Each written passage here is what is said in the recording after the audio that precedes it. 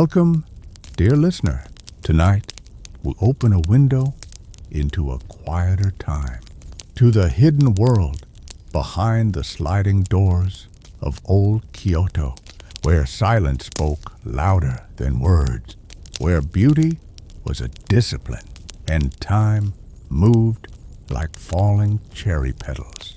We follow a young geisha, barely 17, as she moves through a single day, a day like so many before, yet glowing softly in memory like light behind rice paper screens. The hour is early, the streets still asleep, and the only sound is the soft sigh of wind brushing past wooden eaves and bamboo gates. Inside a narrow wooden house in Gion, morning enters gently, touching paper walls with pale gold and waking still shadows from the night. She stirs beneath her quilt, a rustle softer than silence, her body trained to move like ink across silk, her thoughts already turning toward duties ahead. Her name is Aiko, and today, like all others, she will live in measured steps, precise gestures, and fleeting smiles. She rises without a word, folding her bedding just so, every movement a quiet ritual, learned from years of whispered lessons. In the stillness of her small room, the light falls through lattices, drawing shapes across her kimono as she prepares for the day. A teapot waits by the hearth. She lights the coals and watches steam begin to rise, like a spirit ascending through calm air. Before the city wakes, before her lessons begin, there is this sacred hour, just her, the tea, and the dawn. Aiko sits perfectly still, her back straight, eyes soft, hands folded in her lap, as if the morning itself waits for her permission to begin. She dresses slowly with the care of someone folding time, layer upon layer of silk, each one a memory, a rule, a silence.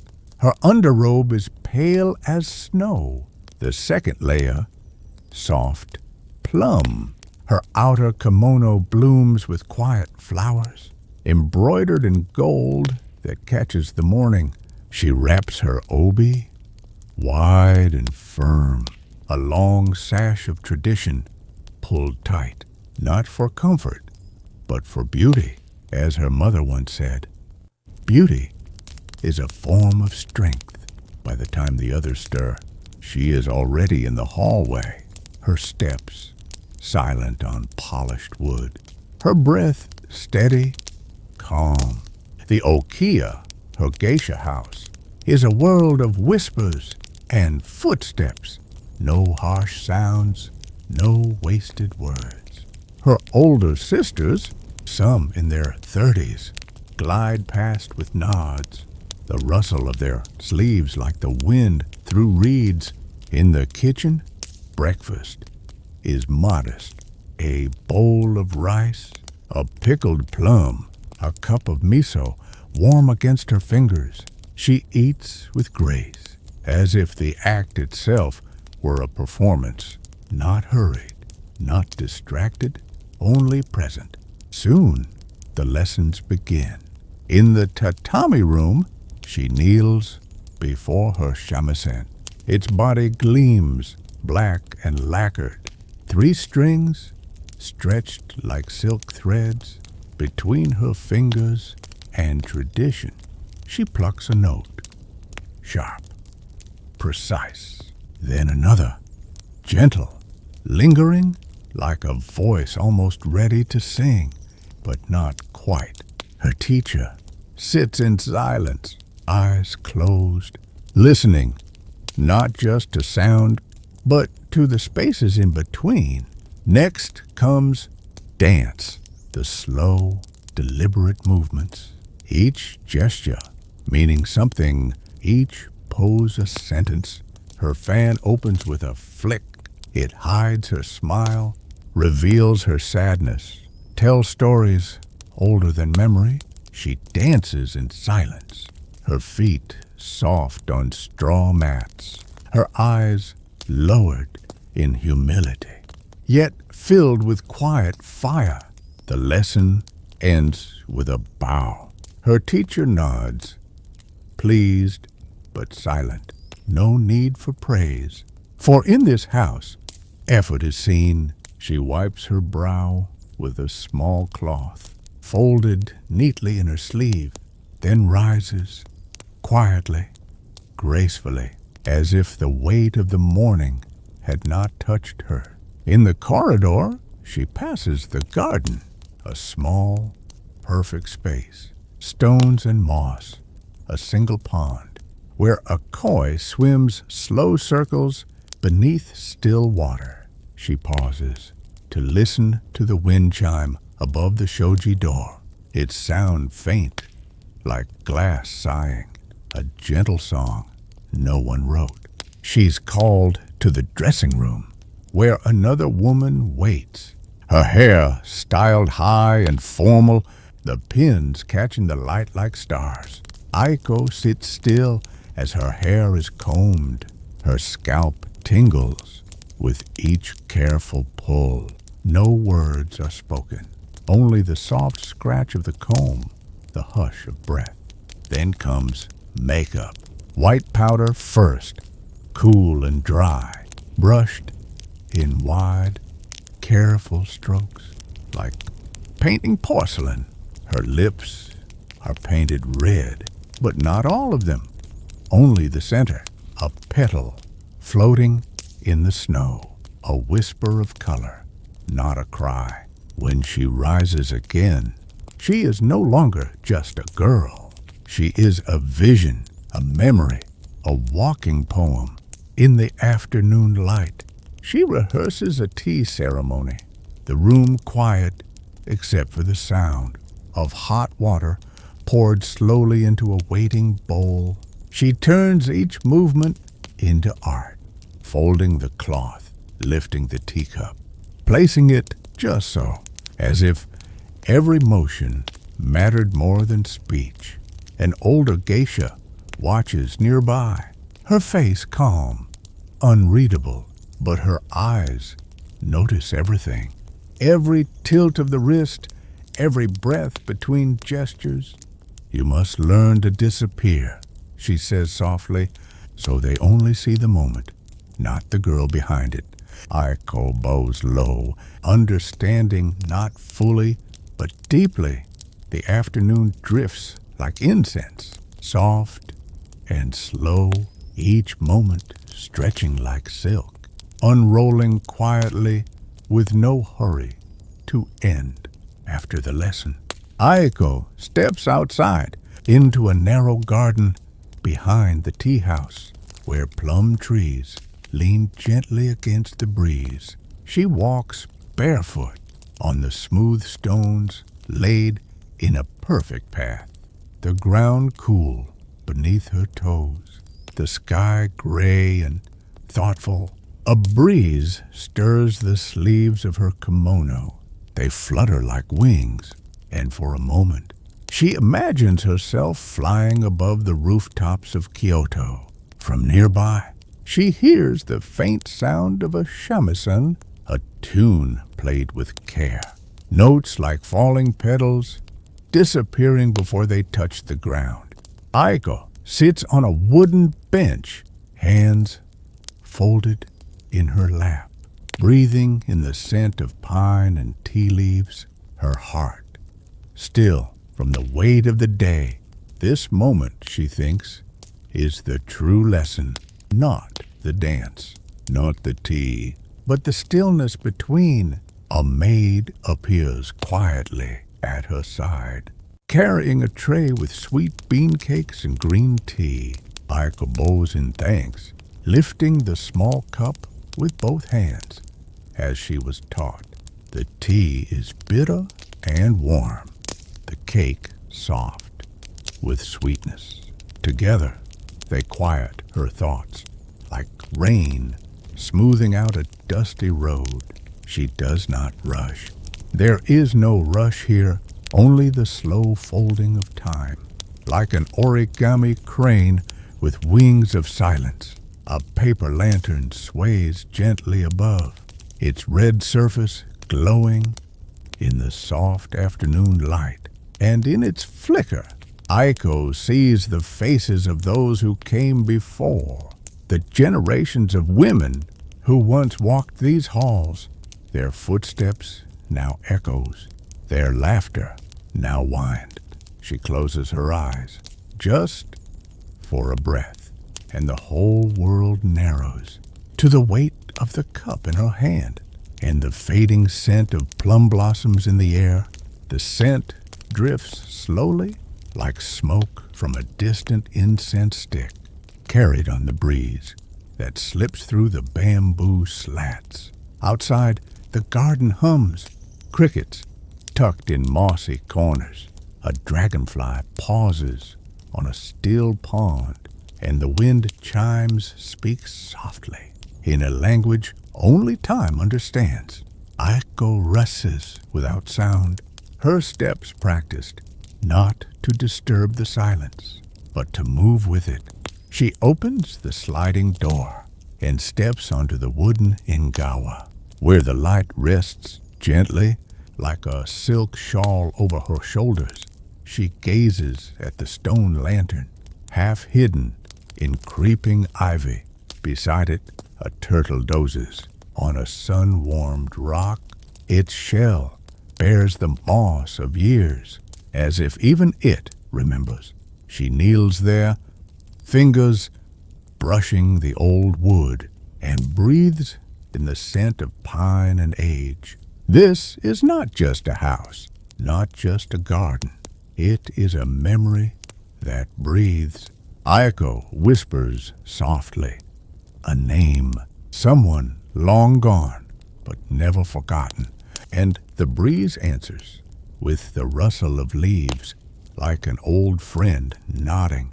Her fingers linger on the rim of the lacquered tray. She carries it inside, each movement careful, reverent, as though she bears a poem, not just porcelain.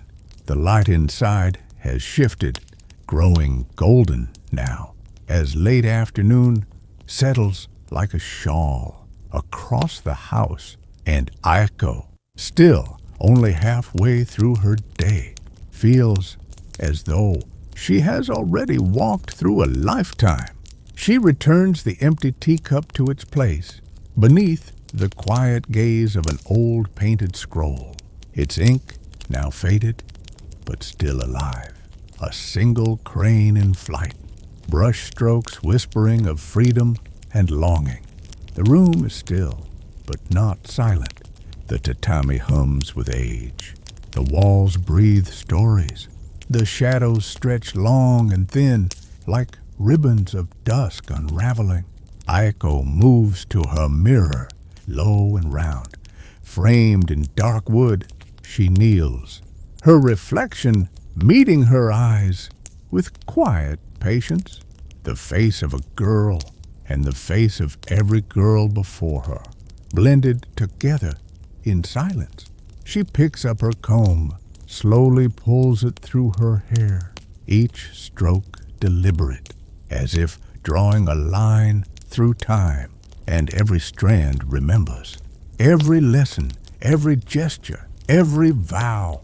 Outside, a crow calls once, sharp and distant, the only voice daring to break the hush.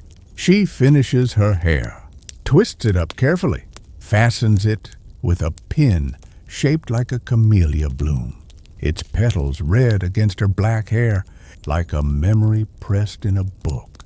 Then, from the shelf, she lifts the folded layers of her kimono, soft silk rustling like pages turning. She unwraps it slowly, laying it across her lap, its colors quiet but deep, like dusk blooming across a summer sky. She dresses without a word, without a sound. Each fold and tie a ritual, each motion a poem written in fabric. And when she stands, fully dressed, the room seems to nod in approval, as if recognizing her once more. The house accepts her again, as it always has, a daughter of silence, a keeper of beauty. And now, as the first touch of evening brushes the paper windows, she is ready to step once more into the fading light. The wooden floor creaks beneath her feet, a gentle sound like an old friend sighing in sleep. She walks slowly, passing the scrolls, the ikebana vase by the alcove, a single stem of chrysanthemum bending toward the light. Her footsteps lead her to the veranda, where the garden waits in stillness, its stones and moss and maple trees arranged not by chance, but by centuries of thought and hands that listened more than they spoke. Ako steps outside onto the worn wooden boards, the air cool against her cheeks, carrying the faint scent of pine and river wind. Cicadas hum like distant drums, marking the hour as shadows begin to stretch long over stone. She lowers herself to sit, knees tucked neatly beneath her, her back straight, her hands folded gently in her lap. From here, she can see it all. The koi pond rippling with slow circles, the bamboo swaying in rhythm with breath, the soft fall of one red leaf landing silently on a rock. She does not speak. She does not need to.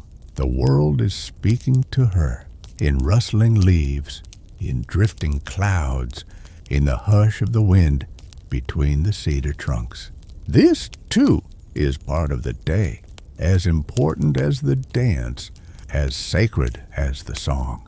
Stillness is not absence. It is presence, felt more deeply than words allow. A dragonfly lands on the railing beside her, its wings glinting like glass in the late sun. She watches it with soft eyes, and it watches back.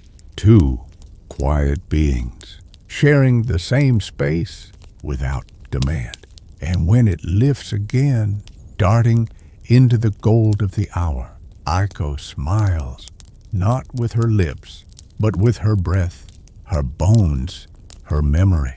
For in this moment, she is not performing. She is not preparing. She is simply being, and that is enough. The sun sinks lower, casting long amber ribbons through the slats of the fence, painting the ground in gold and shadow. Aiko rises slowly, her limbs light, as if the silence itself has made her weightless. She walks the path back toward the house, bare feet brushing against smooth stones, cool with the memory of morning rain. A bell chimes somewhere in the distance, a soft single note echoing through the hills like a forgotten name.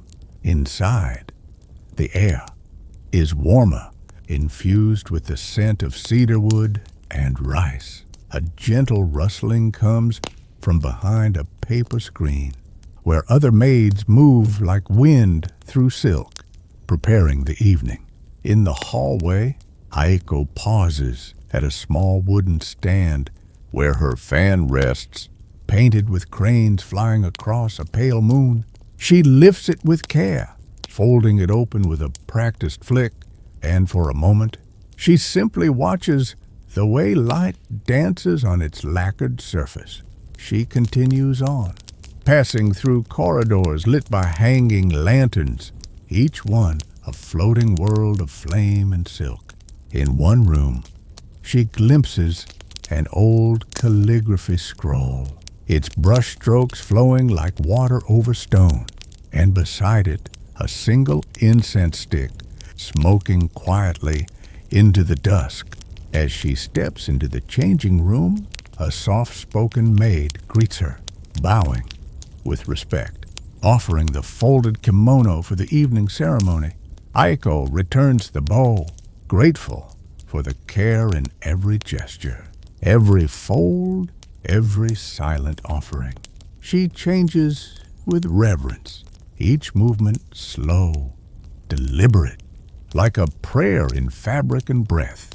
The silk touches her skin like a whisper, and when she is dressed, she stands a moment longer, feeling the weight of tradition wrapped gently around her. Outside, the cicadas quiet. The sky deepens into a twilight blue, and the lanterns begin to glow brighter, each one a star, not in the sky, but here on earth. Aiko walks slowly toward the inner garden where the evening ceremony will begin. The path curves gently beneath her feet, lined with moss-covered stones and flickering lanterns.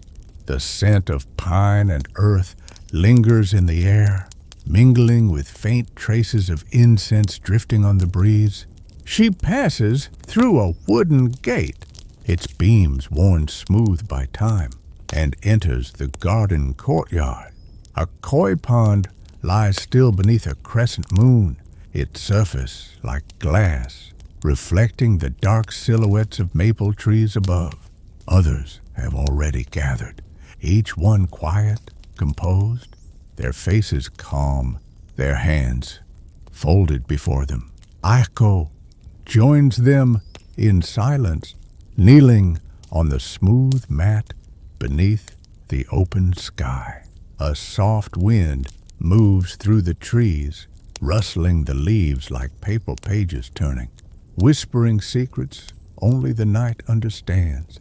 A small gong sounds one clear note, and the ceremony begins. An elder woman steps forward, her movements slow and graceful, each gesture flowing into the next.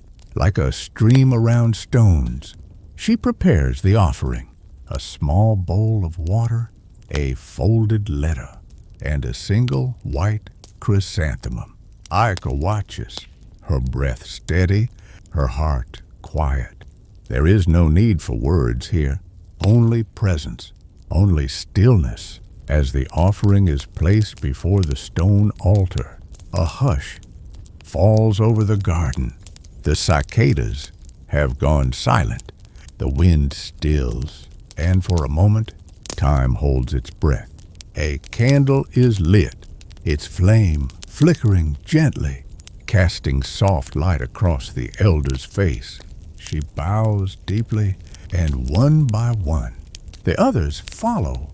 When Aiko bows, she feels the weight of generations press gently on her shoulders, not as a burden, but as a comfort, a reminder that she is part of something enduring. As the ceremony draws to a close, the lanterns flicker, casting long shadows across the garden walls, softening the world into watercolor shapes. Aiko stands slowly, her knees warmed by the woven mat, her hand still clasped gently at her waist. She does not speak, no one does. Yet there is a shared understanding among them all, like the silence between notes in a song. She returns to the wooden hallway, her footsteps light upon the polished floor. The house creaks gently, as if it, too, is breathing. A breeze drifts in through the open screens, carrying with it the distant sound of a flute, melancholy and sweet. She pauses for a moment, drawn by the sound, and turns her gaze outward. The moon has risen high now, casting silver across the tiled roof, and for a breathless instant, everything feels suspended in stillness. Aiko walks back to her room, her shadow trailing behind her like a loyal companion. Inside, the lamp glows dimly, its light soft as silk. Her bedding is neatly arranged, the scent of fresh straw rising faintly from the floor. She kneels to untie her obi, the silk slipping through her fingers like the last moments of the day. With care, she folds each layer of her kimono, her hands steady, her movements slow. These small acts, repeated daily, are their own form of prayer. She slips beneath the covers, feeling the cool touch of the night air on her skin. The room is quiet now, but not empty. It is full of shadows, memories, and peace.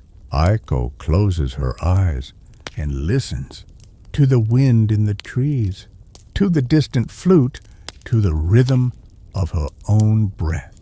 This day, like so many others, has passed without hurry. Nothing grand, yet everything sacred. And as sleep begins to gather around her, she lets go of thought, of time, of self, until only silence remains. The night embraces her, not with darkness, but with a softness that blurs all edges like ink on rice paper. Dreams come quietly, carried on the hush of wind, whispering of mountains, of rivers, of the quiet strength held in still water. In her sleep, Aiko smiles not from joy nor sorrow, but from something deeper, acceptance. Outside, the garden sleeps too. The koi stir gently in their pond. The bamboo sighs in the breeze. The stones, unmoving, anchor the world in place. Time flows onward, but here it folds inward, settling like snow on the quiet shoulders of the past. The house holds her breath, centuries pressing gently against the paper walls. The scent of plum blossoms lingers in the beams, in the tatami, in the dreams of the one who sleeps beneath them now. Aiko, the daughter of generations, is not alone. She is carried by those who came before, and will one day carry others too, not with burden, but with grace. The moon begins to lower, its light pale and wise. Soon the birds will sing, the maid will knock, and another morning will rise like mist through cedar trees. But for now, there is only quiet, only breath, only rest. And in the stillness, as the candle gently fades, a single thought drifts like ash into the folds of night. That peace is not a place, but a rhythm, and she has found it at last. That peace is not a place, but a rhythm, and she has found it at last. Thank you for joining me tonight. Rest well, sleep deeply, and dream gently. Good night, and see you tomorrow.